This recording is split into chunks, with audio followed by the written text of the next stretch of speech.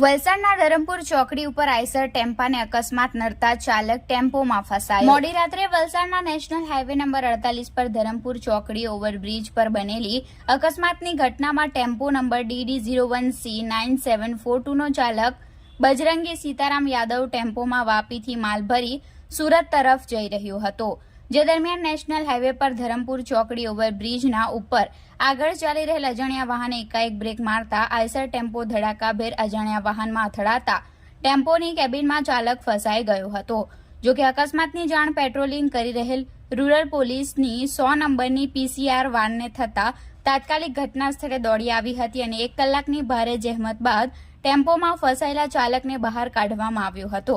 જોકે સમગ્ર ઘટનાને પગલે 108 એમ્બ્યુલન્સની ટીમને ઘટનાની જાણ કરાઈ હતી, પરંતુ ઓવરબ્રિજ ઉપર સર્જાયેલા અકસ્માતના કારણે 2 કિલોમીટર લાંબી ટ્રાફિક જામની કતાર લાગી હતી, જેના કારણે એમ્બ્યુલન્સ આવવામાં મોડું થવાનું હોય। આવા સંજોગોમાં પોલીસની ટીમે ઇજાગ્રસ્ત ચાલકને પોલીસ PCR વાનમાં બેસાડી હોસ્પિટલ જવા રવાના થયા હતા।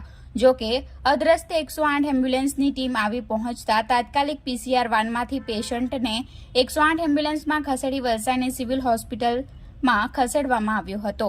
સમગ્ર બનાવને પગલે Valsad city police, Valsad rural police તથા જિલ્લા ટ્રાફિક પોલીસની ટીમ ઘટના સ્થળે દોડી આવી હતી અને ક્રેનની મદદથી અકસ્માતમાં નુકસાની પામેલ ટેમ્પોને સાઈડે કરાવી વાહન વ્યવહાર સામાન્ય કરાવ્યો હતો।